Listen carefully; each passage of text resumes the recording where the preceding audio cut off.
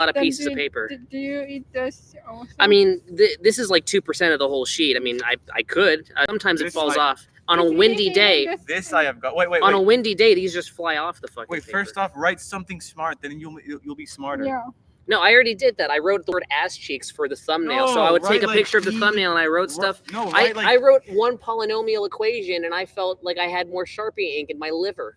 So I didn't really do much of anything. But don't worry, I already ingested so many polynomial equations. I feel smarter already. Now, this was back in the 200 to 300 range. It was 3 years ago, but it's fine. It's honestly fine. I've gotten all the intelligence I need. I don't need any more of it. It's exhausting. Hi, Paperman. Hey, Johnny Cook, who I like to imagine as a 56-year-old guy in his mom's basement. Even though I know you're not. I know you're probably a guy who works for a living. But, like, it's always fun to imagine you as just, like... I'm very interested in him because he eats a lot of paper. Only one sheet a day. It's not copious amounts. There was a guy who ate an entire Bible, an entire Holy Bible. He would work it into his scrambled eggs. He would put it through a paper shredder and eat it with spaghetti and meat sauce. So do you also eat Probably became a holy man paper over afterwards. the weekend? Of course I do. I have to do it every day, unless I forget. And I mean, I'm no more forgetful on the weekends than I am on these days. So I forget like once every 5 days. And sometimes it falls on a weekday, and sometimes it falls on a weekend. Guys. I know, Caden. Whenever I think about something smart and I'm like, okay, what's something exhausting? Because I associate intelligence with being exhausted. I'm like, okay, polynomials, because I never understood them. And every single time I even imagine a polynomial, I just get a little sleepy, you know? It's like mental melatonin. Good afternoon. Oh, shit. I'm so sorry. Mesethula, you texted me personally. I wasn't able to respond because I was so preoccupied. This is the most crowded I've been this week. We're about to go to a rally, Trump rally, hopefully. It's like I'm back in middle school. It's like how can we shoehorn it? But yeah, no, I don't mind if you go to a Trump rally, send me pictures. There are many different types of rallies. So if you say we're about to go to a rally, that could either mean all in one direction or all in the other direction. But we're going to make this country great again. We're going to build a wall. It's going to be great. Everything will be great again. I love you, Moses. It's great. Imagine wearing a Tommy Hilfiger Tundra parka in 80-degree weather. I mean, I'm wearing this, but it's paper thin. That's like, these are like worth 5 of these. And also, I'm in the shade. Get in the shade, man. You're wearing that jacket. I want for you to die. Imagine your legacy, your last moments is being on my stream doing a Trump impression and you keel over. Jeez.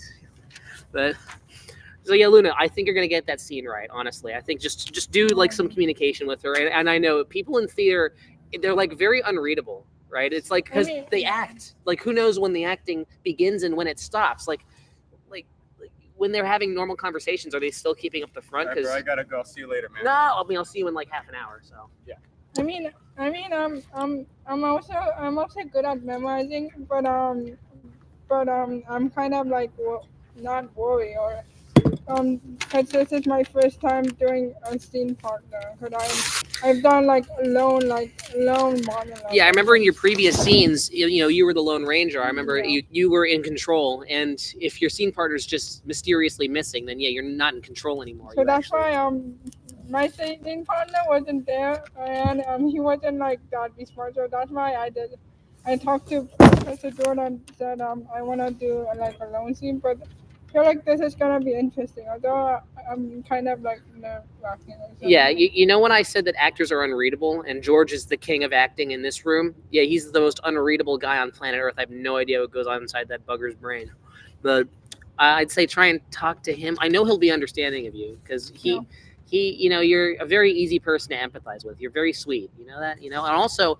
of all the people in acting, I'd like to think that I'm a truthful guy, but honestly, you're one of the most truthful people I've ever met. So yeah, and I also talked to Rafa, and he's like, how about you just sit down and I just do everything. Like, okay, do walking, and like I'm good with that, yes, but I mean, you can walk. You walked over here. So. Yeah, I can walk, but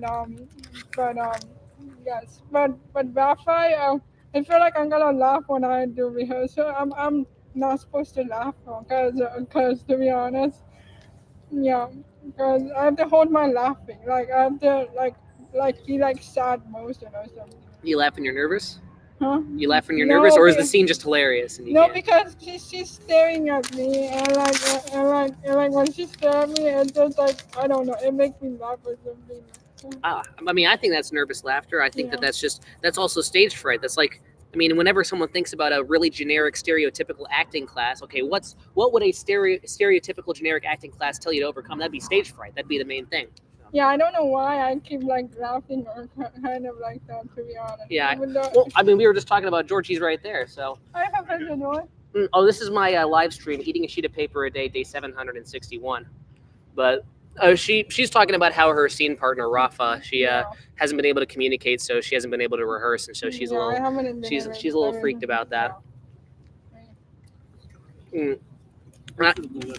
Yeah, and I think that you guys will nail it. I mean, you already know how to deliver things, and you know, especially with that monologue scene, you put the effort in. Like I could tell you really cared about doing it. You know, doing it the best way you could. The one that I did by myself. Yeah, the one, and also, and I remember the non-content scene, the non-verbal one, right?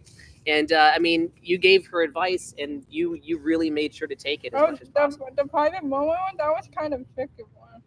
That was like I was like in that kind of zone, and I was thinking there was nobody here, even though people were watching me, and I was like, I'm alone in this place or something. Right. Yeah, That one kind of was tricky. Yeah, no, I mean, I couldn't pull that off. It's like, because I mean, the main way I try and get into a natural acting mode is by just talking, and that kind of puts the rhythm in. So if I don't do that, I'm like, okay, am I supposed to move this way or that way? And I'm thinking about it, and that's the main thing that goofs you up. So. Yeah. Why are you reading paper? Oh, it's a thing I started a long time ago. I get asked that question all the time. Brian, what math class are you taking right now? Guys, chill. I'll answer Mr. George's question first, but I started it in rebellion to my dad because he wanted to censor my YouTube channel. It was making the rounds in my high school a little bit too much, and I decided to kind of send a message. But after that, after my dad's restrictions were lessened, I realized that it was a test to see how the human body can resist materials. I mean, in the 1940s, the Japanese had a whole program where they ingested small but like molecular levels of cyanide. And in 1945, I believe on August 11th, they were ambushed and shot with those little umbrella pellets of cyanide. It was lethal doses. They played dead, but they weren't dead. And it's insane to me that cyanide is such an alien chemical that no one should ingest in any capacity, but the human body has the capability to gain an immunity to anything. It's a sponge, a chameleon sponge, kind of. So, I mean, we weren't meant to even come in contact with some of these chemicals. We didn't evolve that way. And yet, it can become a part of us. And we can not just be one with cyanide, but also we can become resistant to it in a way that I never thought that we could. I don't think Darwin could have predicted that. So, and also it's to, you know, establish web presence and all that. You know, there are better ways and there are worse ways.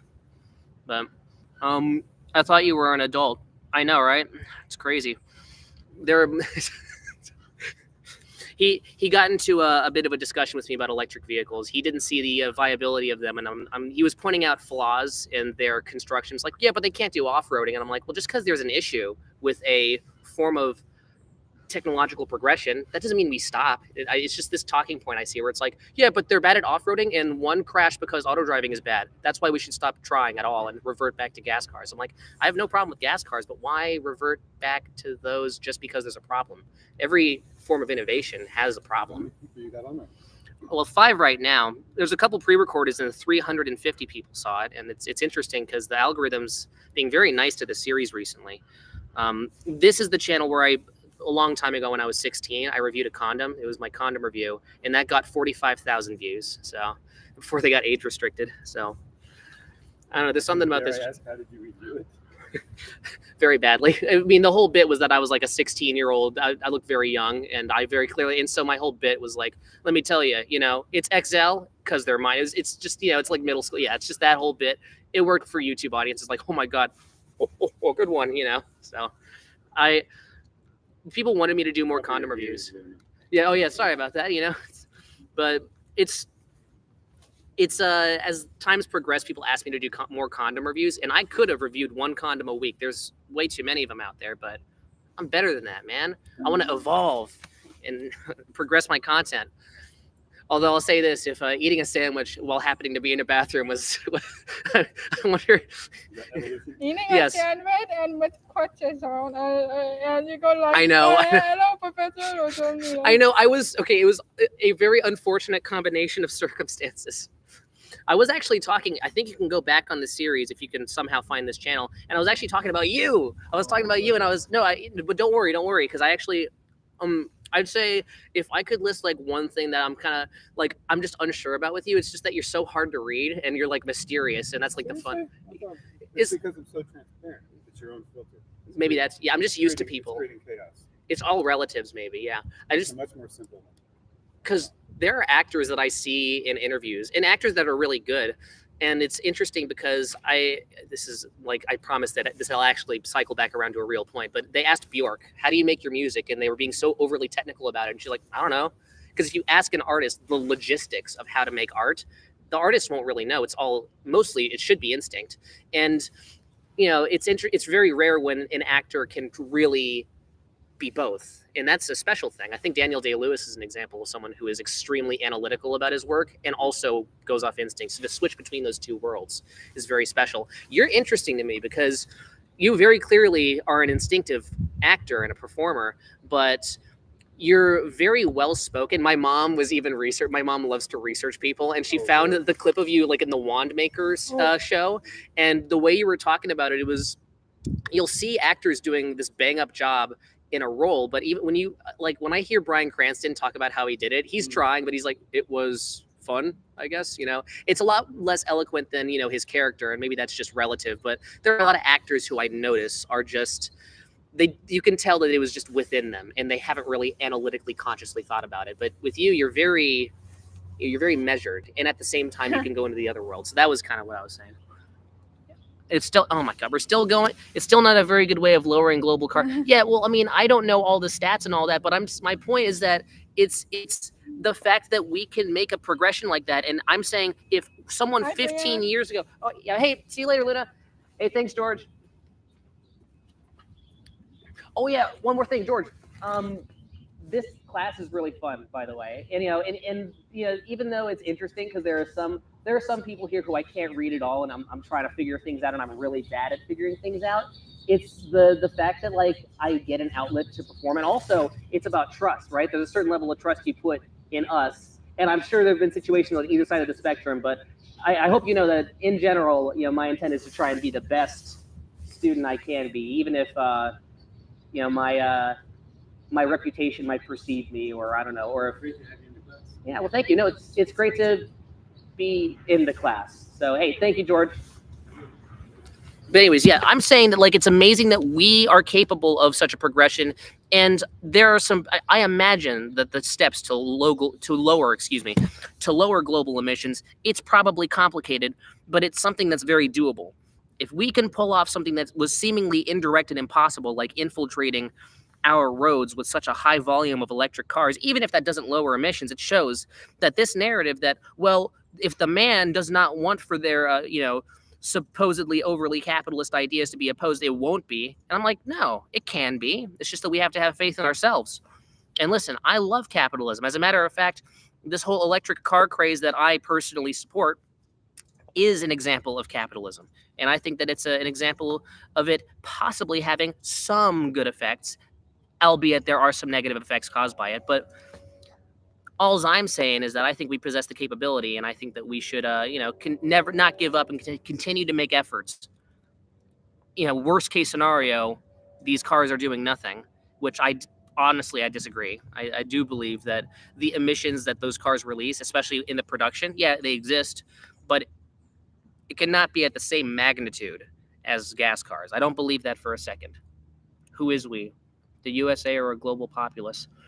I don't know, man. I don't know. Maybe ask the other viewers right now. I want to alternate between political and apolitical because I had this convo. I mean, the last stream was 34 minutes, man. So we are God's greatest creations. I agree with that. I'm totally on top of that. So let me pin that. If I pin your message, that means that we are at least on the same page in respect to this. So there you go. I don't know about the rest of this stuff, but... Huh? Yeah. Thank you, Kerr Productions. We appreciate your contribution to the stream. Also, this is the last piece. I know it looks like a piece of expired double gum, excuse me, but it's not. It's paper. It's the last piece. 3, 2, 1.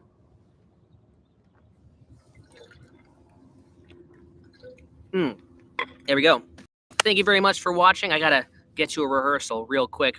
Sorry that it was mostly me kind of looking away from you guys and looking at my teacher and my classmates. So, Also, especially with this class and the way it's structured, I never got a chance to actually have a one-on-one, honest one-on-one with my teacher. So sorry if it was a little awkward me doing it on camera and me just kind of doing it in the middle of this stream. I don't know how that's going to transpire in the future, but I hope I made a good impression on him, because my goal is not just to make a good impression, but also to be truthful and honest. And I believe that